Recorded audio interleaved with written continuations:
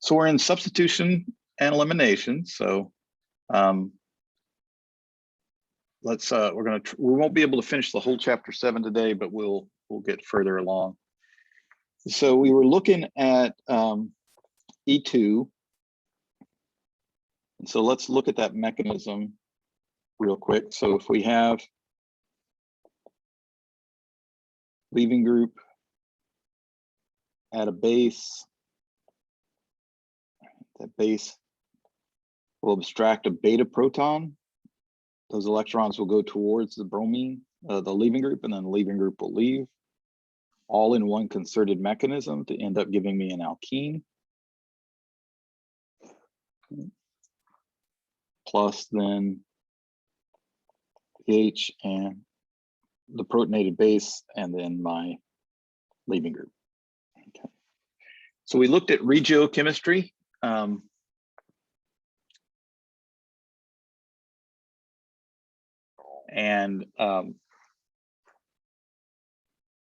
Now let's look at stereochemistry.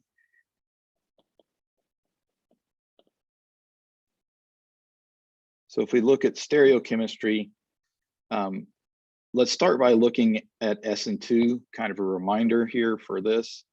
So if I have a leaving group on, let's say a primary here, and I have a good nucleophile, something like the nitrile, okay, this is going to come in from the backside and kick off that leaving group.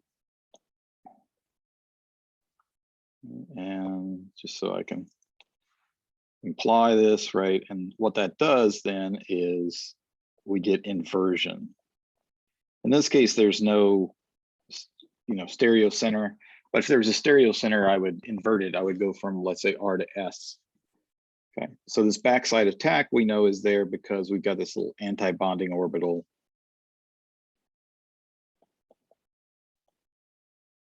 And from that carbon, we drew this in the wrong place.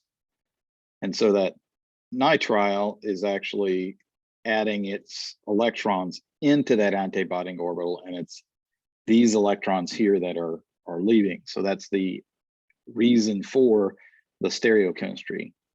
When we look at E2, we're going to have a similar setup. So if we have our hydrogen here, we have our leaving group here, and I'll just put Lg, and then we have our base. The electrons, as this gets abstracted, so as we get a proton transfer here, these electrons need to go into that anti-bonding orbital. That allows this to leave. So therefore, it's the hydrogen going into the anti-bonding orbital. If we look at the conformation here, there's a question on what will I cover. No, I probably won't. I'll probably make it up to section 12 today, and we'll finish 12 and 13 on Monday. So if we look at what that means, okay, remember these Newman projections. I've got my leaving group here, the hydrogen up here, right? And then in this case, these are all hydrogens. So it's actually going to have to be what we call anti-para planar. Okay, these two need to be opposite of each other. So if we look at an example here, so we got bromine going up, hydrogen going down, hydrogen coming out. We got this big T-butyl group going back. We've got a phenyl, and pH stands for, remember that squiggly means where it's attached. So phenyl is a carbon, an aromatic that's attached to something. And then we have our CH3. Now this could rotate, right? So if we can think about that rotating, we could rotate that and get this hydrogen up, right? So what I've done is rotated the carbon to my left. Okay, that leaves the CH3 now here, my phenyl group here, hydrogen, and then the T-butyl group. Okay, as I rotate around those. So if we look at those two, what we have in the first case, again, looking at the Newman projection,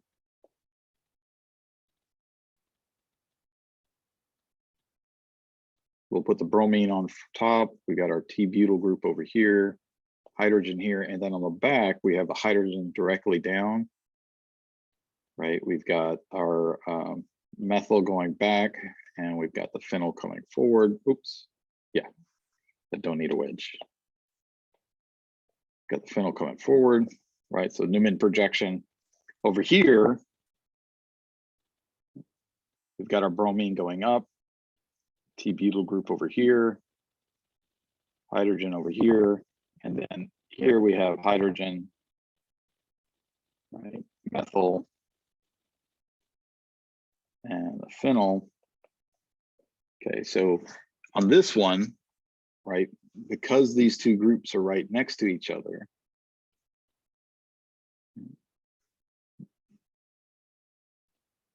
this conformation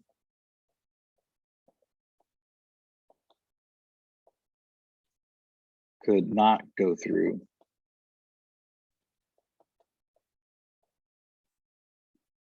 an E2 elimination, right?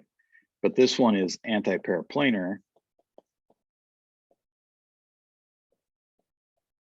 And so it could go through an E2.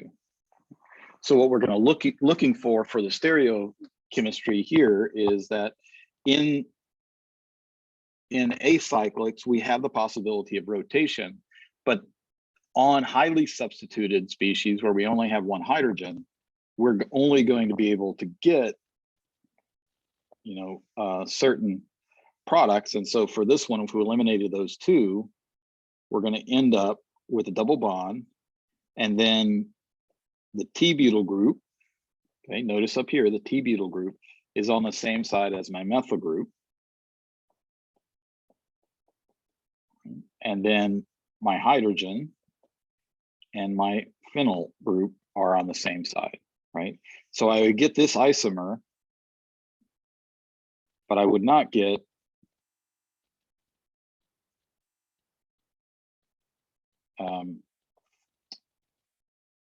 this isomer. Right? And I'm not going to try and redraw it because it turns out it doesn't look that much different, right? So we only end up with one possible isomer.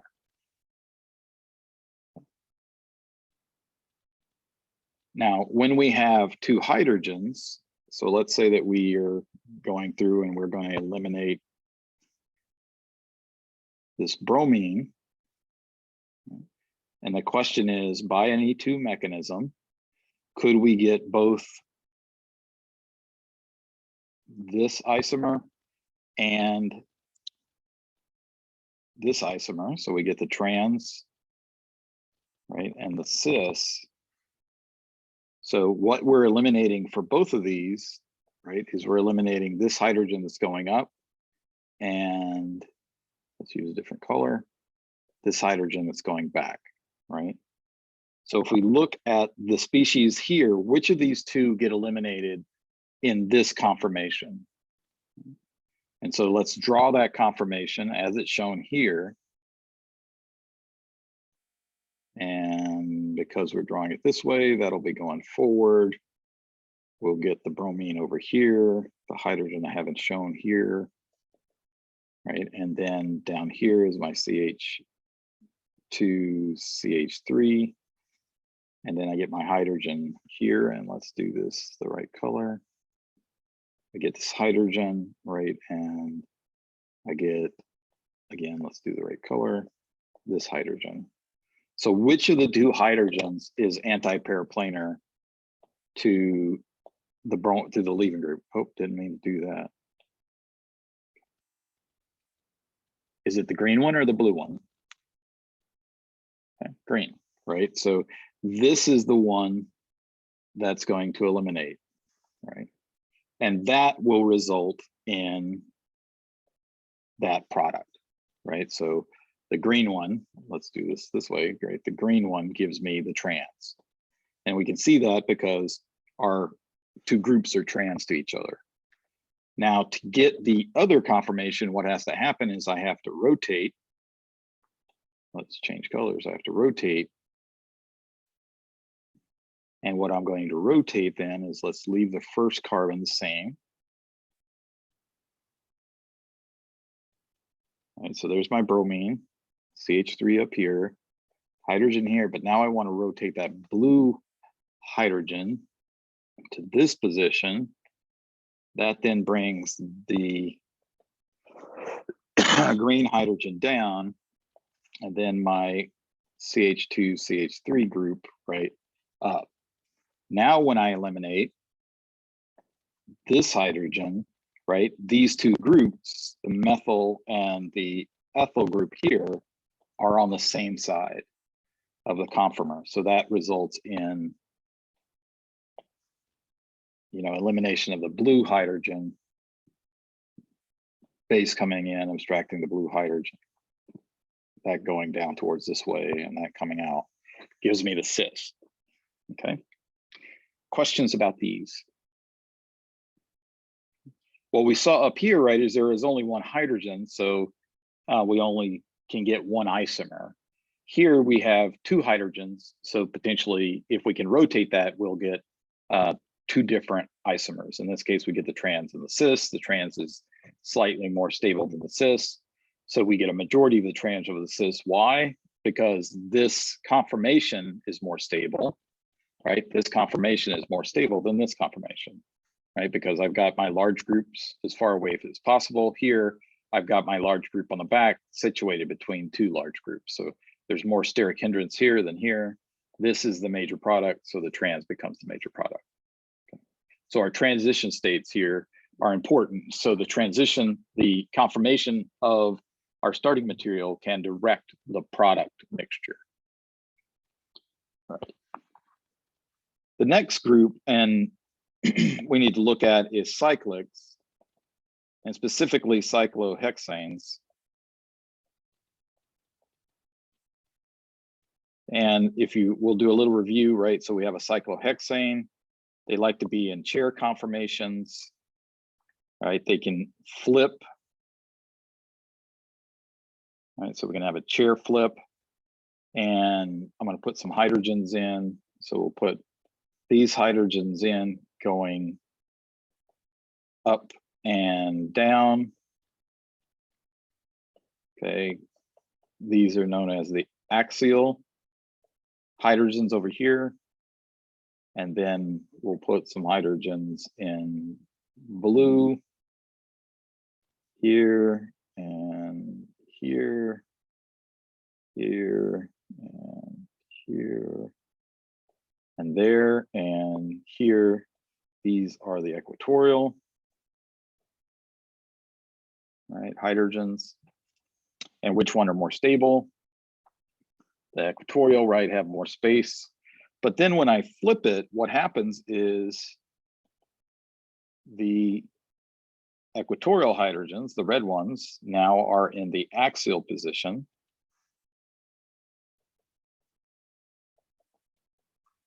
And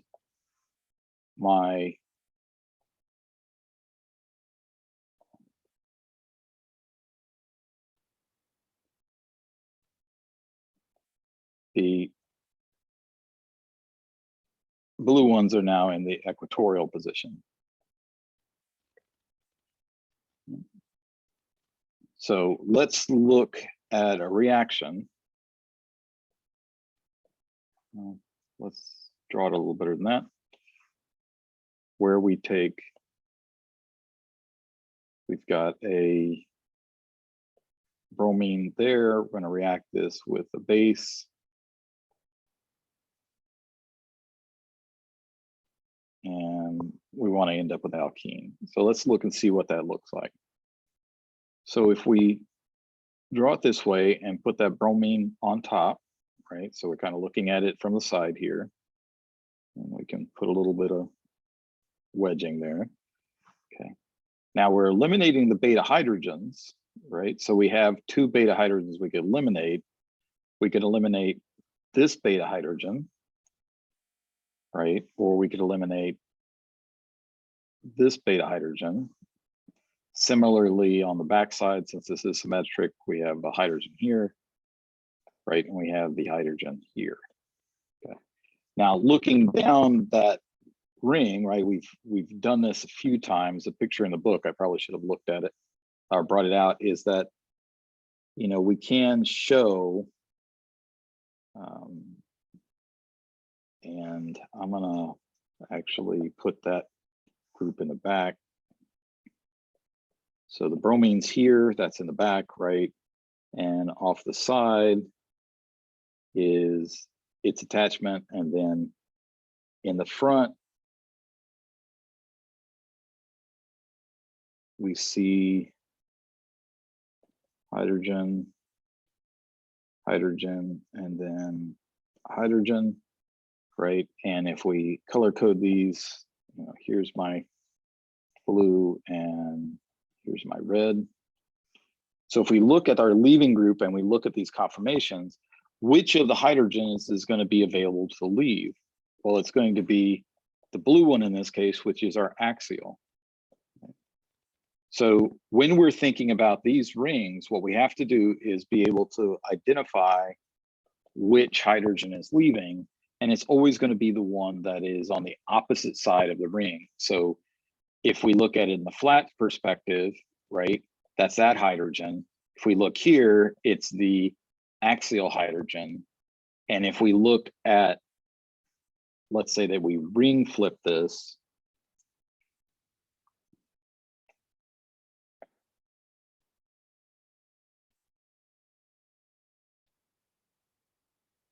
and we have our bromine here. Now, if we look at our red hydrogen, it's now axial. And if we look at our blue hydrogens, it's now aquial. Can E2 elimination occur in this conformation? Well, in this conformation, right, we don't have anything that's going to be totally opposite of the group. So if we look here, we end up with a conformation that looks, again, if we look down that hydrogen, now I'm going to put the hydrogen in front here.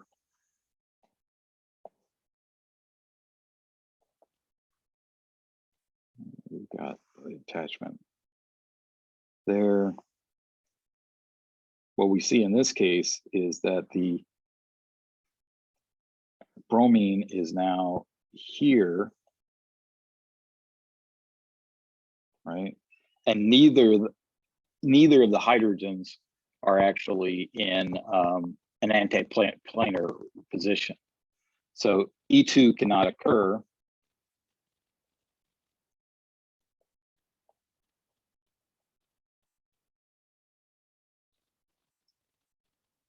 Right? So what we want is our leaving group and our hydrogen to both be axial. Okay, so that's the theory behind it. What does this look like when we're looking at predicting products or figuring out what's going with products? So let's look at problem. Here we're going to take bromine.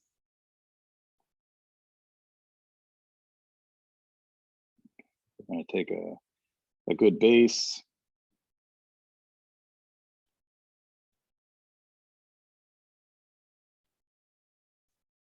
We'll use TB-toxide, so it'll eliminate decrease the amount of substitution. So if we look at this one, what do we need to do to decide what my products are, right? And I have 2 possible products. I could eliminate the beta hydrogens here to get this product. And I could eliminate the beta hydrogens here to get this product. All right, so here are my possible products based on the fact that I have two sets. I have a beta hydrogen here and a beta hydrogens there, right? So just plausible we have these, but this is going through an E2 mechanism, right? I know this for a couple of reasons, and we'll get to that in section 11, but I have a secondary substrate that's going to favor E2. I have a bulky base, so that just diminishes the possibility of substitution. So this is going to go most likely E2. If I had put a low temperature on this, I could verify that it's going to go E2. Lower temperatures favor Sn2 and E2. High temperatures, and we're going to see in a minute, is going to favor Sn1 and E1. Okay, so if this is going through an E2, then I need to know that means that my beta hydrogen, right, needs to be anti-paraplanar.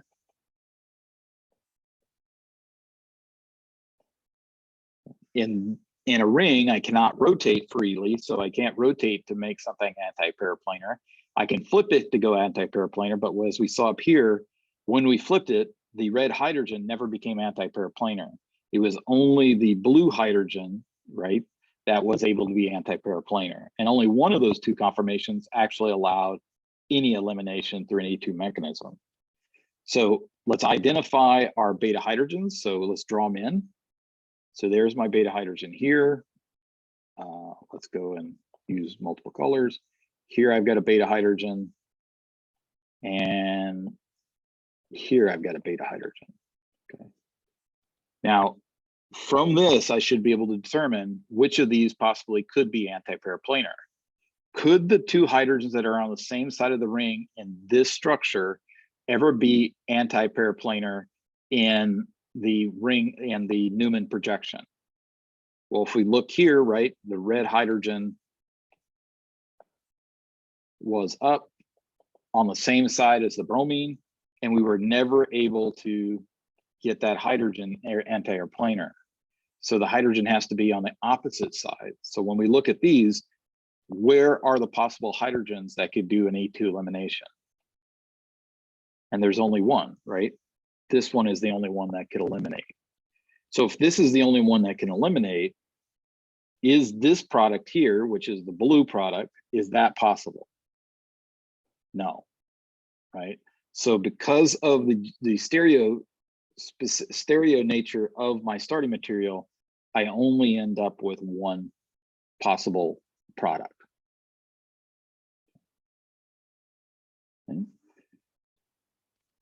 So I'll do another one, and you tell me what the product is, and then we'll continue to do some more. We'll continue on into unimolecular.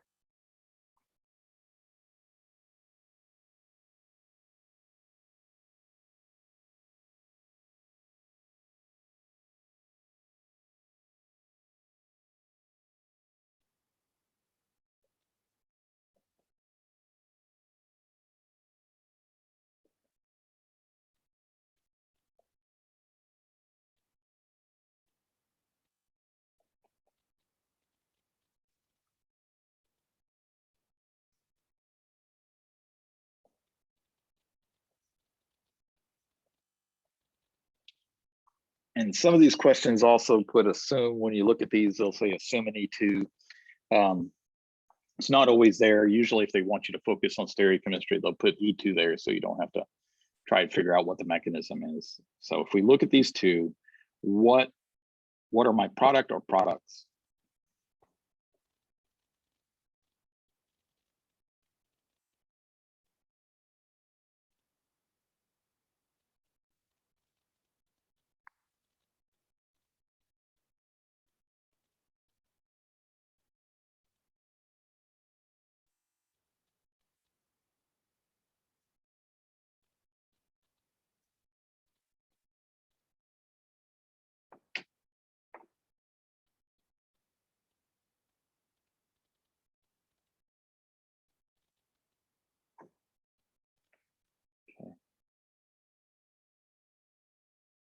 Okay.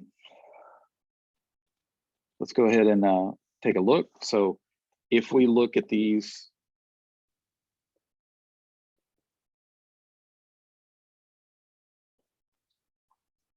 Okay, so we put in our hydrogens, right? The hydrogen going down to the methyl side is on the same side, so I'm never going to be able to get it anti-paraplanar. But the hydrogen on the top by the ethyl is opposite, so therefore there'll be a conformation in one of the ring flips where both of these will be axial and anti-paraplanar.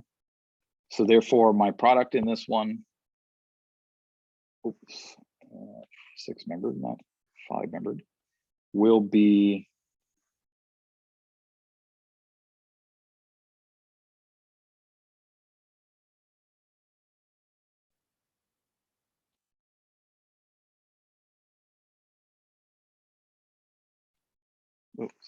don't lose your stereochemistry here. Okay, so your stereochemistry going down stays, but of course you're going to a planar sp2 carbon double bond on the top. Okay. Any questions about the stereochemistry on E2s? You'll see a couple of types of questions. This is the obvious one here. The other one you'll see is going to be these type of rotations here. So, you know, when we rotate around what we get, or let's say in this case, right, that we only end up with one possible isomer, right? So you can, here you can rotate, and you need to rotate till you get anti-paraplanar. And then down here with the 6-membered rings, you need to be looking for a hydrogen that is on the opposite side of the ring than your leaving group. Okay.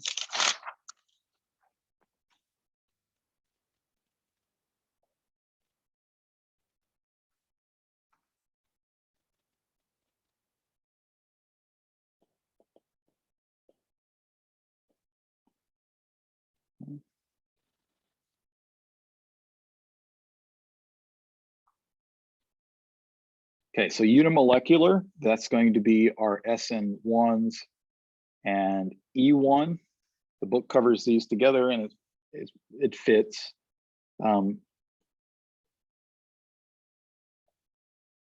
If we have a reaction like this one,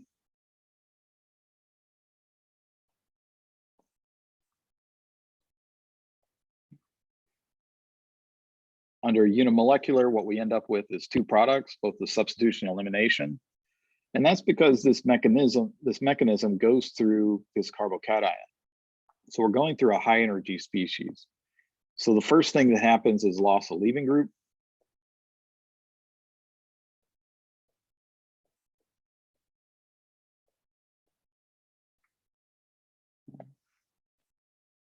That then results in the carbocation. And then we can have the substitution or the elimination.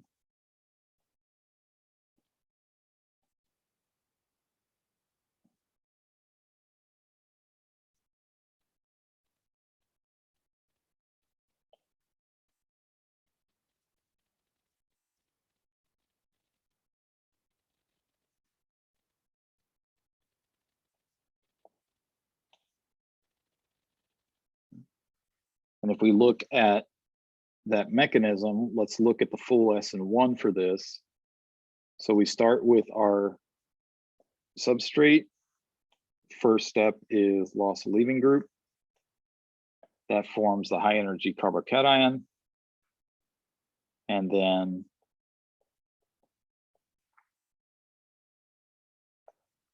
in this case, water comes in and attacks that carbocation. That then ends up giving me this species.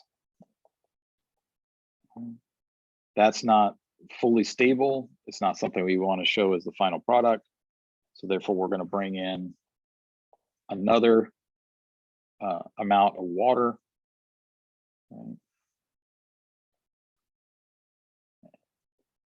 And that gives us our alcohol plus the H3O plus. Okay. And our first leaving group, which was the bromine. Okay.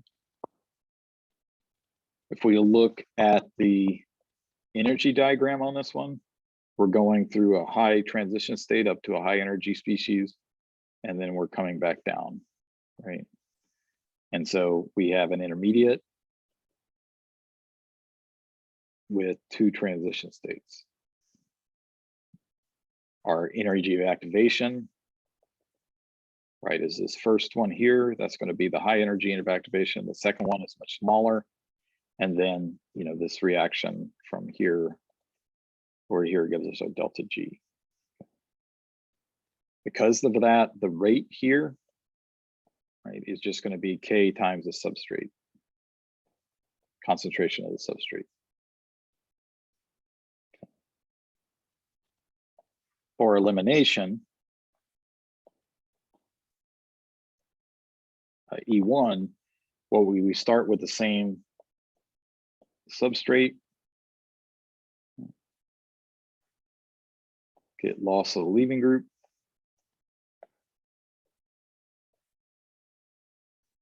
That ends up giving us the carbocation.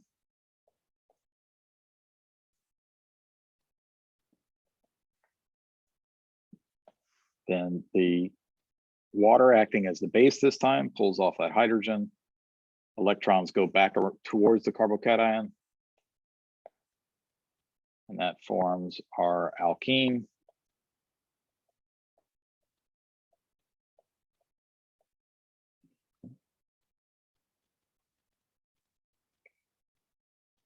We have about the same energy diagram, right? We're going through high transition state. Okay. Now, if we overlap these, there would be differences in the second stage, but not the first stage. Both of the first stages are the same process. And then the rate here is, again, only determined by the substrate. So based on the mechanisms, and the kinetics and thermodynamics of these processes, Sn1 and E1 are almost always in competition. I can drive it slightly one way or the other, but because they start out and their rates are the same, they tend to have the same, they tend to always be in competition. You might be able to get a majority of substitution, or you might be able to get a majority of elimination, but you'll always get some of the other. That's not always the case with Sn2 and E2. I can set up reactions pretty strategically to make sure that I get substitution with very little or no elimination, or opposite, run an E2 mechanism. So because of the high energy carbocation, Sn1 and E1 are just not as selective as Sn2 and E2. Therefore, most of the reactions you'll see, except for some notable examples, most of the reactions that chemists build are Sn2 or E2 type reactions.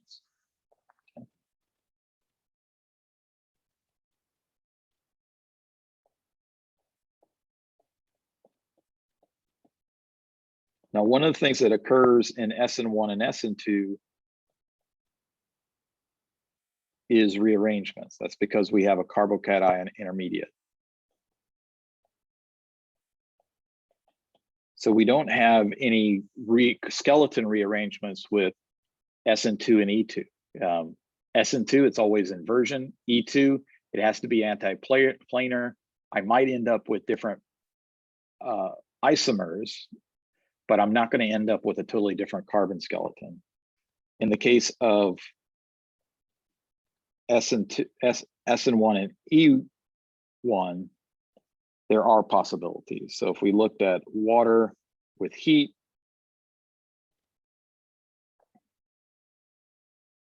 this is one of those cases where I can get a whole lot of substitution with a little bit of elimination.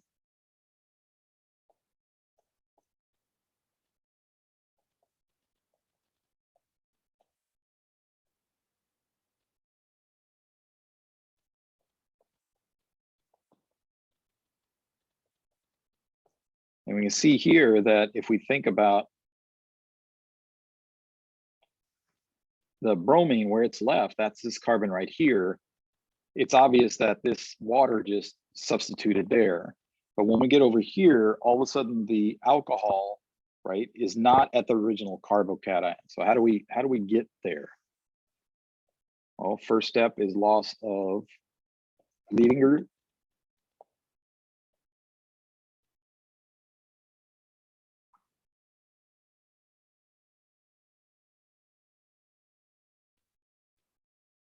to give us the carbocation.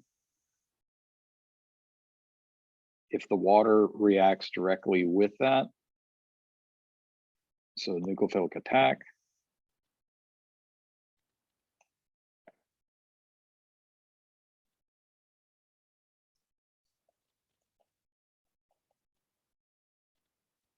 we end up with this, and again, we need a proton transfer to finish it out. So then we get a proton transfer.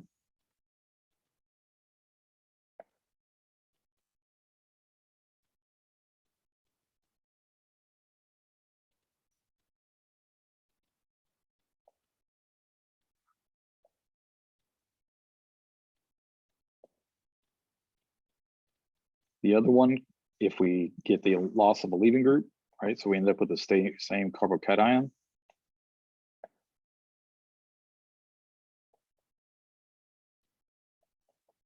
But now if we look at our two species, right?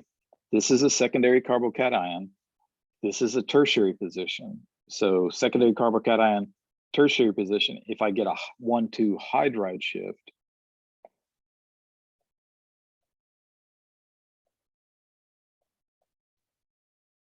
right? A methyl shift here would end up with the same species. But if I get a hydride shift, then that moves that carbocation to a more stable species, right? The tertiary group. And then from this position, or this carbocation, I can get nucleophile reacting with the carbocation.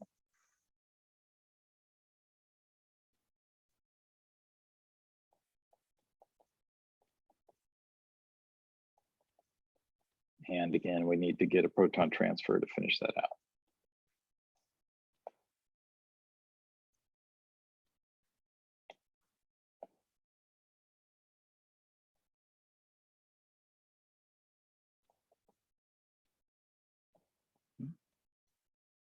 So we can have rearrangements with these, and we could have 1,2 hydride shifts, or we could have 1,2 methyl shifts.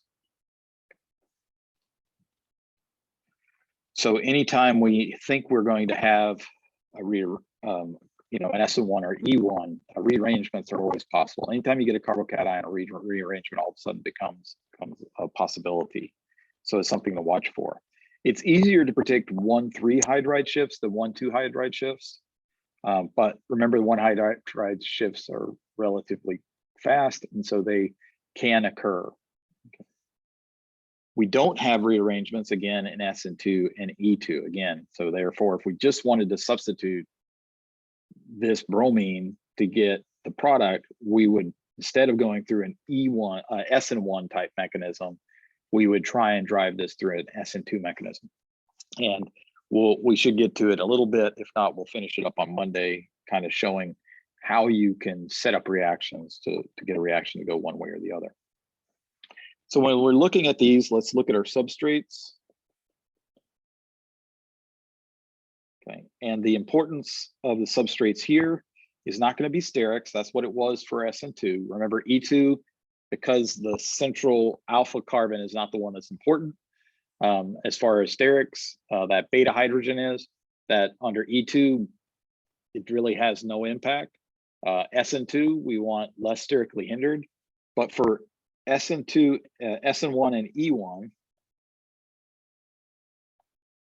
right, it's the stability of the carbocation.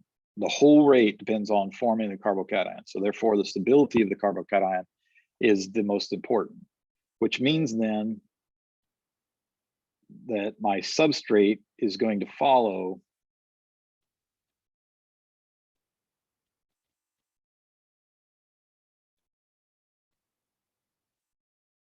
this stability, right? So for an Sn1 and E1, a tertiary substrate is faster than a secondary substrate, which is much faster than a primary, which is much faster than a methyl.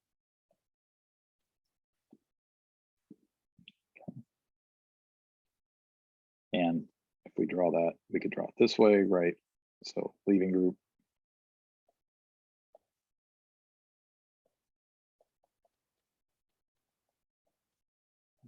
because forming that carbocation is the rate determining step. If I can speed up forming the carbocation, that's going to be the most important. The other ones we need to look at are allyl and benzyl. An allyl is having the carbocation not on the sp2, but one away, right? So we talked about allyl common names. This is where you'll see this a lot. I'll use it a lot, right? Allyl. Benzyl is not phenyl, right? But one away, right? So we have an aromatic. And if we lose our bromine,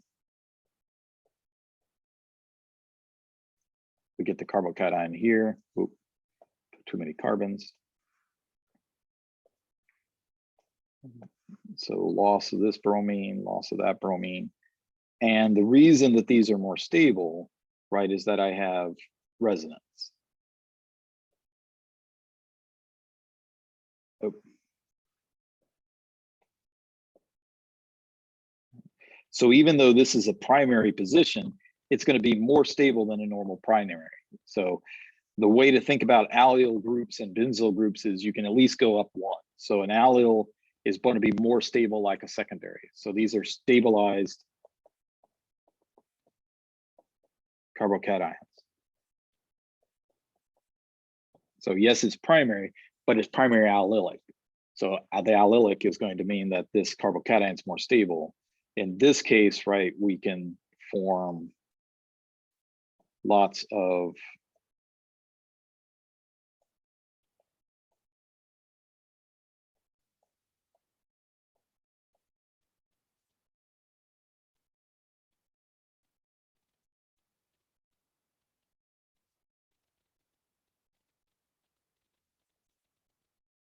resonance structures, right?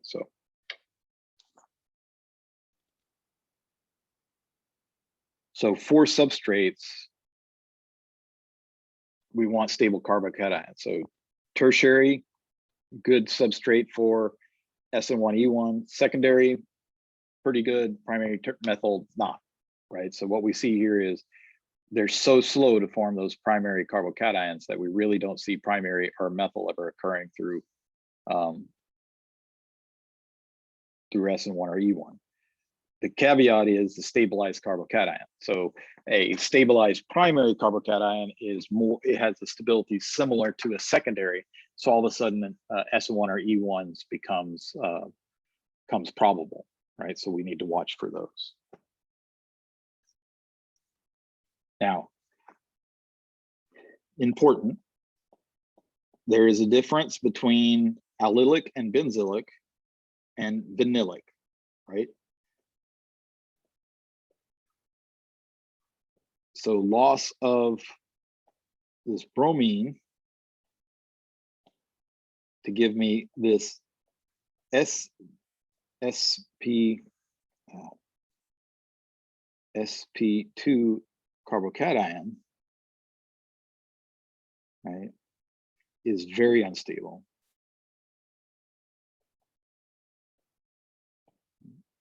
The reason for that, right, is that I've got an empty orbital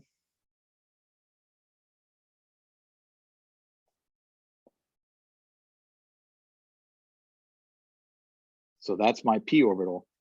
I've got an empty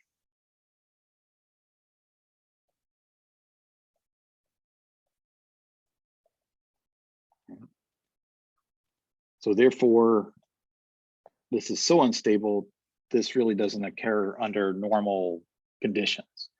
I could force this to occur, but by forcing it to occur, I could also potentially cause the rest of the molecule to fall apart, right? Same thing with the phenyl, right? So not benzylic, but phenyl. So if I have a leaving group here, we will see where this is possible, but it does not occur in, we'll see where reactions occur with benzylics, but they don't occur through this species, right? Where we have the sp2 carbocation.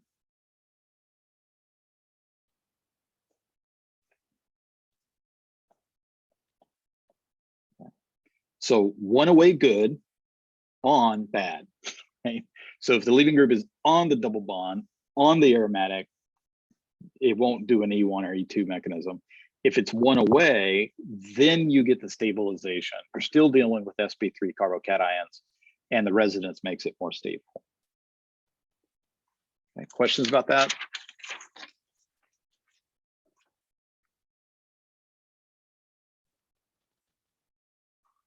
So let's look. So we looked at our substrates. Let's look at solvent. Here again, remember, we're forming the carbocation. So therefore, the importance of the solvent is going to be stabilizing the carbocation. And to stabilize the carbocation, it turns out things that hydrogen bond will stabilize that better, right? So therefore, protic solvents are favored.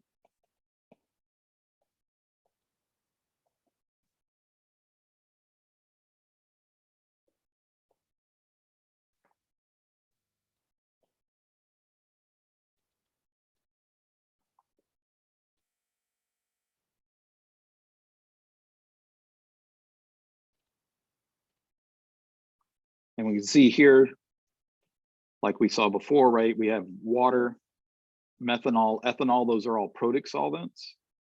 You can see the dielectric constant. Protic solvents are much more polar than aprotic solvents.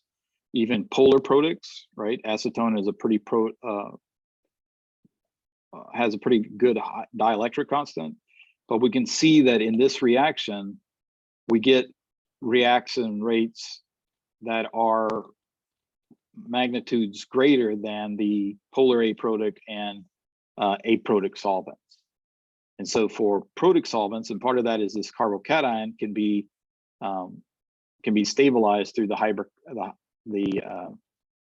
stabilized stronger with the lone pair on the hydrogen bonding carbons, oxygens. Okay.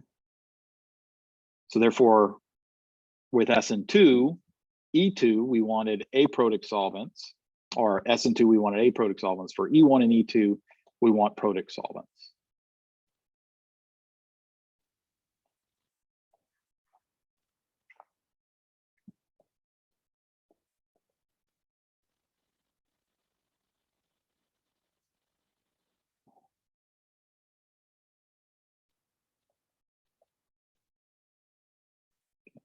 For regio and stereochemistry, let's see.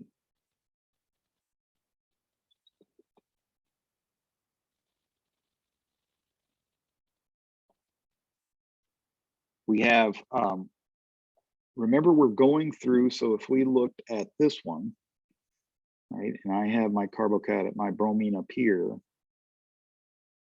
and my CH3 here. And now let's say that we're doing, let's add a good base.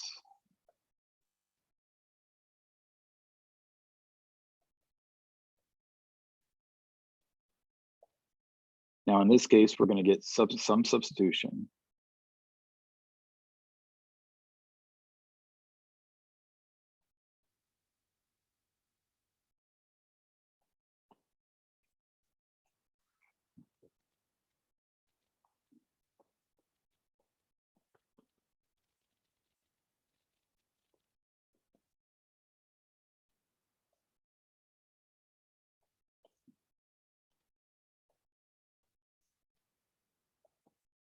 And we'll get some elimination.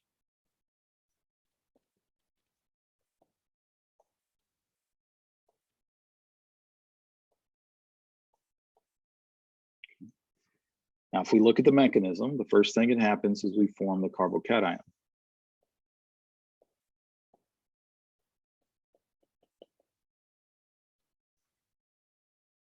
Now, some of you are probably at this point saying, man, this is a lot of stuff to memorize. The important part on this, and this will become a bigger and bigger factor as we go on, is don't try and memorize it. try to understand it through the mechanism. So if you ever get stuck on anything, think about the mechanism, start drawing the mechanism, just like I asked. So I'm going to start drawing the mechanism. What's the first step? The first step is going to be a carbocation. What do I know about a carbocation? I know that a carbocation,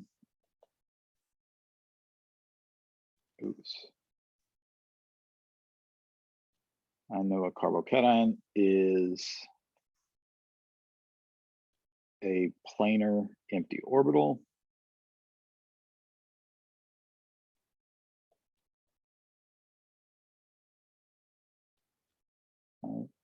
I know that it is sp2, and I know that sp2 is trigonal planar. Okay. So therefore, if we're thinking about substitution, let's show this a little bit different. Geometry is not going to be great here. I've got a p orbital, right? And oof, it's hard to draw, right? So I've got a p orbital with this methyl in here. Ah, crud. With this methyl in here, and then, right?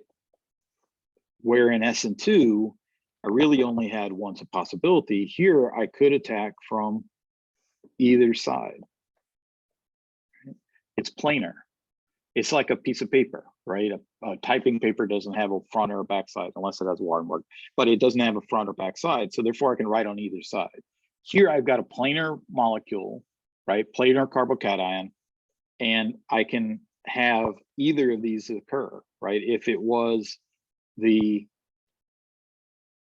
orange addition, that's where I end up with my inversion.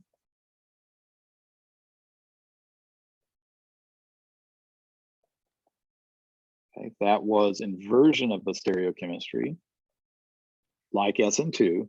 But if I then have the green side, then that's going to give me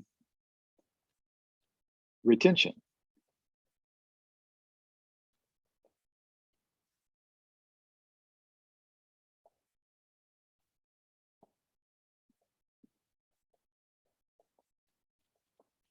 So an Sn1 stereochemistry, right, is going to give me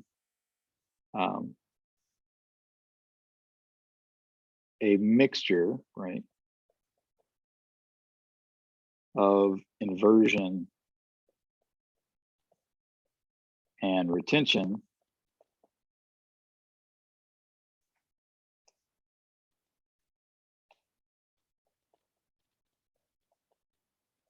And we often say that Sn1 gives us a racemic mixture.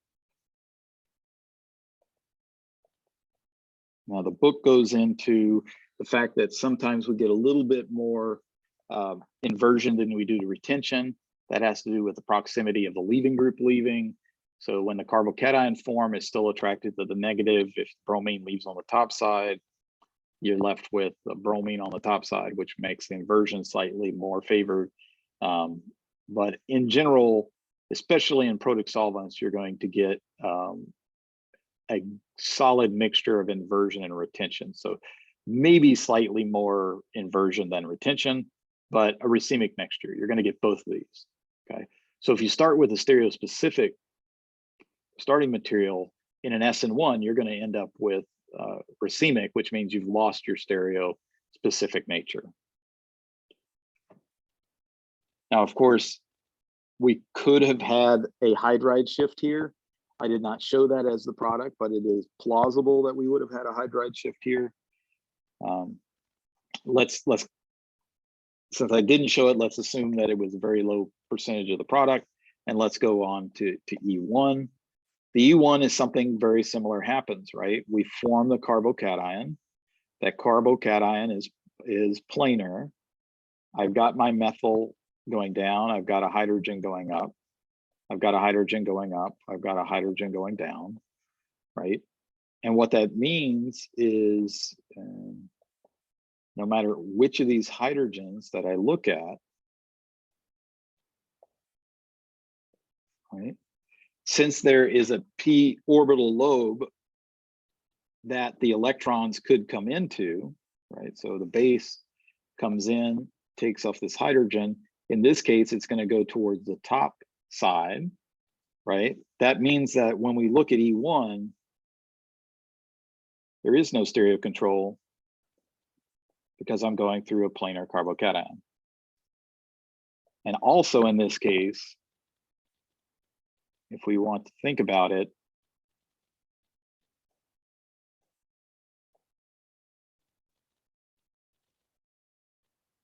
and color code these,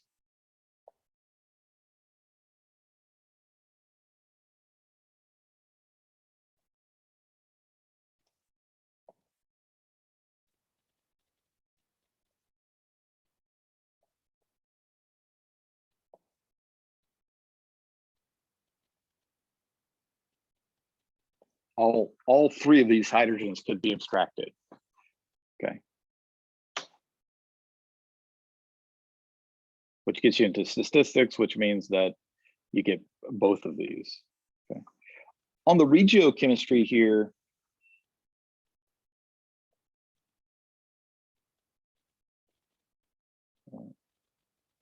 E1 favors Hoffman. I mean, it favors Zaitsev, sorry, Zaitsev.